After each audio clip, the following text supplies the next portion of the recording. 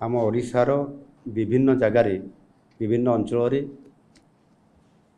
वर्षार प्रभाव रही एवं ता भितर मझे 2 दिन गैप थिला। ये प्रथम फेज और द्वितीय फेज रे जो वर्षा आसीबा द्वारा जो आमर खरीफ चाष अमल समय रे जेभली भाव रे ये अदिनिया वर्षा क्षय क्षति करिछि ता उपरे आज संपृक्त विभागर मानवर मंत्री माने उपस्थित अछंती एवं विभागीय अधिकारी माने अछंती, चीफ सेक्रेटरी उपस्थित अछंती। तांको उपस्थित रे आज ये बाबद रे समीक्षा करा जायछि एवं सेथिरे विशेष करिकी आजिर आलोचना रे ता उपरे समीक्षा कला परे जो निष्कर्ष बाहरी मु आपनमानक पाखरे कथा सरकार जो निष्पत्ति नेबा पय जाउछंती ता उपरे मध्य स्पष्ट भाव में मु आपनमानक पाखरे कथा रखिया पय चाहूची। विशेष करिकी बीमा करिथिबा समस्त चासी भाई माने जेपरि निर्धारित समय सीमा मध्यरे क्षय क्षति संपर्क में बीमा कंपनी मानकु सूचना प्रदान करिवे आउ सेथिपाई व्यापक भाव में सचेतनता कार्यक्रम करिबा पाई मु आगुरु मध्य ए बाबद रे निर्देश देइछि। आसंता 30 तारीख मध्यरे फसल क्षय क्षतिर सठिक आकलन सह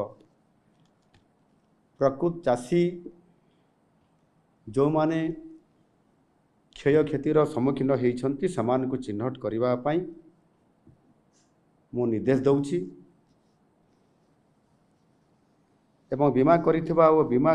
न करिथिबा क्षतिग्रस्त समस्त चाषी माननकु राज्य और केंद्र सरकारंकर नियम अनुसार सहायता यथाशीघ्र डीबीटी माध्यम रे जोगे देवा पाई राज्य सरकार निष्पत्ति नहीं छंती। एतद व्यतीत जेपरी क्षतिग्रस्त होउथबा जणे भी चाषी सहायतार वंचित न हुअंती सेथिपाई विभागीय अधिकारी मानकु मु निर्देश देइछि सेमाने इन्शुरांस कंपनी मानकर सहित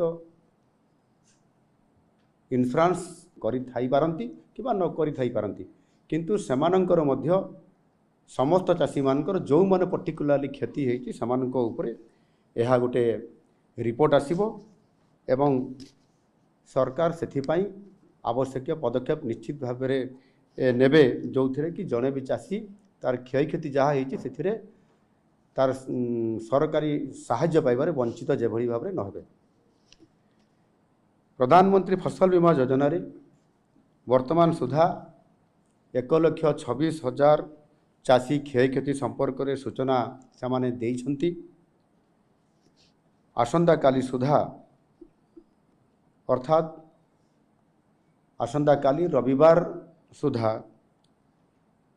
सबु बीमाभुक्त चाषी माने निजर फसल क्षय क्षति संपर्क में सूचना देवाकू मध्य मु आपण मानकर माध्यम रे निवेदन करुछि। सेमाने समस्ते ये समय भितरे सेमानंकर अभियोग सेमाने करंतु निज निजर जो क्षय क्षति हेछि चाषर केते परिमाण रो केते एरिया रे एवं ता सहित मध्य जो किछि आमर किछि चाषी भाई माने अछंती जो माने धान व्यतीत पनीपरिया करूछंती किए पान बरज करिछंती किए आउ को प्रकार चाष करूछंती सेमाने मध्य एतरे अंतर्भुक्त हेबे आउ ताहा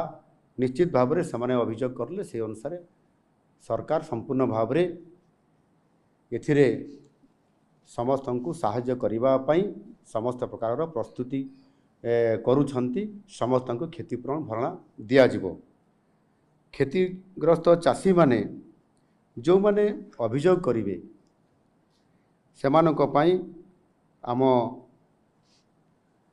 कृषि विभाग तरफरु एथिरे कृषि रक्षक आप रे टोल फ्री नंबर 1444714447 ये नंबर रे फोन करी आसंता काली रविवार भितरे पंजीकृत करने को मु आपंक जरिया निवेदन करुच्ची। समस्त चाषी भाई माने पंजीकृत करिले निश्चित भाव में से